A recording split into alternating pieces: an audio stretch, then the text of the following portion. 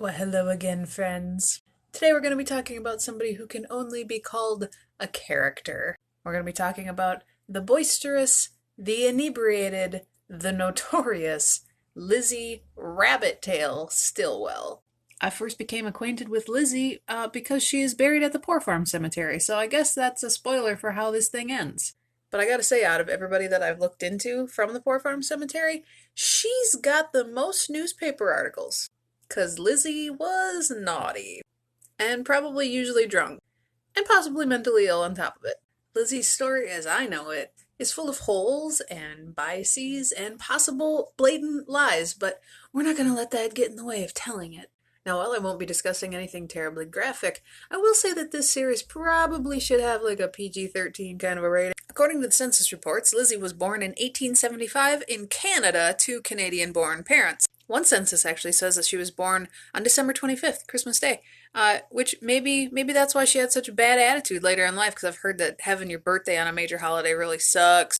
Anyhow, by the turn of the century, she had found her way to Wisconsin. I have no idea whether she left her parents behind or they came along or what. All I know is that at some point they existed and were Canadian. Now, the 1900 census has her living in Eau Claire, Wisconsin, and it says that she's been married for 3 years, but there's no husband listed at that address. Now, to be fair, that's not wholly uncommon. Sometimes the spouse would live somewhere else for work. It still happens today. But we're actually jumping the gun just a little bit, because Lizzie's first big appearance in the paper, anyhow, happened a year prior in 1899. She definitely made headlines like, Miss Stillwell on a bender. I'm going to quote an article an awful lot in this because the writing is just, it's so perfect. And ridiculous, because, time period. So, it's 1899, and Miss Lizzie Stillwell has traveled to Chippewa Falls from Eau Claire and imbibed quite a lot of alcohol. Girl is hammered. Quote, with a cargo of Chippewa cheer on board, Lizzie went out to promenade. I'm like 95% sure that's how you say that word. In her wandering, she came across the Honorable Thomas Cunningham, who was quite a guy. Not only was he an ex-police officer, not only was he the editor of the local newspaper, he was the acting captain of the police and the mayor of the town of Chippewa Falls. Anyhow, he crossed paths with Lizzie as she was trying to kick holes in the awnings of some business. Not like the things above windows? Those. Dang! So the policeman, editor, officer, mayor man sees Lizzie trying to kick holes in the awnings, and he's like, hey, knock it off. And she's like, make me. Actually, the quote of what she said is, wee, look at the pretty little man, hasn't he nice hair and eyes? Yeah, they wrote in the hiccup sound. Oh, this part. Okay, I want to be clear. I'm not laughing at alcohol abuse, but I want to see this story illustrated in some kind of like steampunk comic or something. The article says, then a foot encased in a high-heeled shoe flew over the mayor's head. His honor blushed, and the crowd that had gathered laughed. I will run you in, said the mayor policeman editor. That's literally what they call him. Lizzie calls him a pretty little policeman and says that she can lick him with one hand tied behind her back. As you can imagine, this did not go well for her. So, full of Chippewa cheer, Miss Lizzie has had a confrontation with the policeman, editor, mayor guy, and has already kicked over his head once. She then tells him that she could beat him up with one hand tied behind her back, sticks her fist up under his nose, and then high kicks again over his head, quote, just to show her agility and prowess. At this point, the mayor turned to his deputy sheriff O'Brien and was like, could you please help? So he did, and then, quote, she mistook him for Mayor Cunningham, and after giving another and third edition of the can, and a gitchy coochie with a high kicking on the side, much to the amusement of the crowd. Then she pulled out a pocket knife and stabbed Deputy Sheriff O'Brien. Oh, this took a turn. So then they took her to jail. The mayor was shooketh. So shooketh that his newspaper didn't even talk about this whole thing until like 2 days later. Lizzie's in jail. The mayor is really upset. He saw a lot of stocking and lingerie, and she did not care at all for his dignity. Those are direct quotes, by the way. He was pretty upset about the underpants.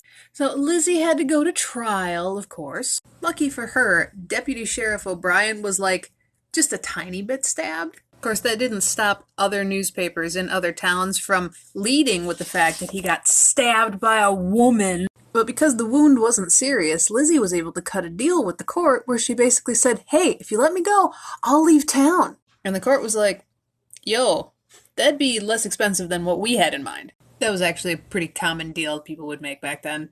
So apparently that was what they did, and Lizzie went home to Eau Claire.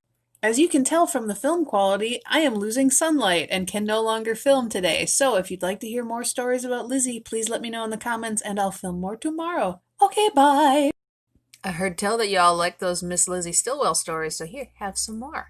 When we last saw Lizzie, it was 1899 and she was high-kicking over the head of the policeman editor mayor guy. Shortly after that, in March of 1900, she got in trouble for being loud. She was, and I quote, creating more noise on the streets than a wagon load of monkeys with their tails cut off. But it's actually later in 1900 that we get a news report that explains why Lizzie is nicknamed Rabbit Tail.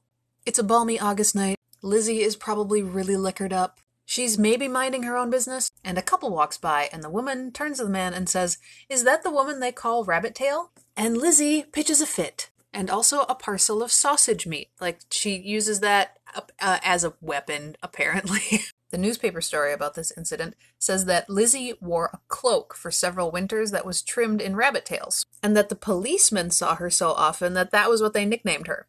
You know things are going on when the cops give you your nickname. So after the incident with the sausage, which is not a phrase I get to say very often, Lizzie went back to her ways of, fighting everybody that she crossed paths with.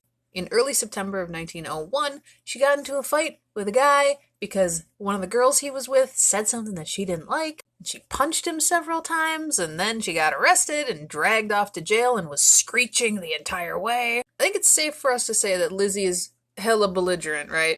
Also, I think we could safely say that she has a problem with alcohol. Like, she abuses it. But what we don't know is whether she was mentally ill in any way other than maybe a problem with addiction. However, just 11 days after that last incident in 1901, she was picked up because she had become demented and labored under the hallucination that someone was going to shoot her. She was creating a disturbance and then was brought into custody. And she was committed to the Mendota Asylum. And that seems to be the pattern of Lizzie's life. Get in a fight, get arrested, get institutionalized.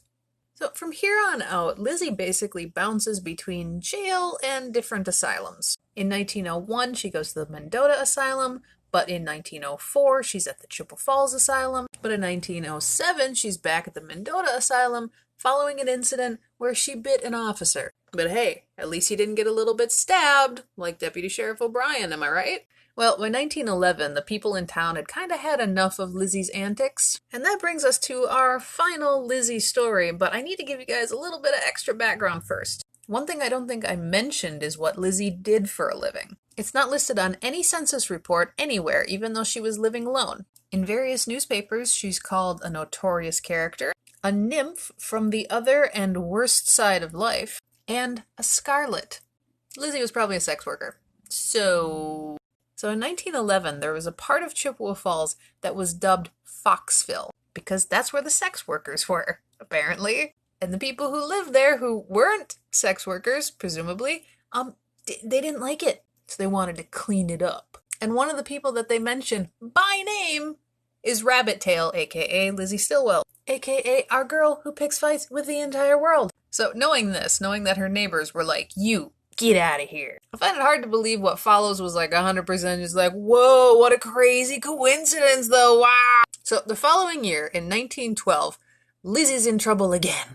I can't find out why, but let's just assume that she was trying to punch the sun. She was gonna roundhouse kick the moon. So they hauled her into the court, and instead of trying to get her into the asylum like they had before, they changed their tune and went for something a little bit different. Content warning for ableist language in a historical setting, and I don't like it any more than you do. We don't know why Lizzie found herself in court in 1912, but we do know that rather than try to send her to the asylum again, they decided to try to send her to the Home for the Feeble-Minded. Another thing I don't know is what the criteria was for determining where somebody would be sent. But my best guess is that if you had problems from birth, you would go to the Home for the Feeble-Minded. If you developed them later in life, you were more likely to go to the asylum. And this is interesting for Lizzie because up until now, she's always been sent to the asylum. One of her admissions logs at the asylum said that she had been peculiar for years. And now effectively they were trying to say, no, peculiar from birth. At least that's my guess. Here's another guess of mine. I think that they were doing it because it was going to be harder to get out. See, because in their eyes, if you had a permanent condition, you couldn't get better and then leave. Unlike the asylum that people left all the time. Cue the X-Files theme music! So, 1912, Lizzie is found to be of unsound mind and is committed to the home for the feeble-minded. She had just barely set her stuff down when this dude rolls in from Lafayette, Wisconsin and is like, "Hey, Lizzie, I want to marry you."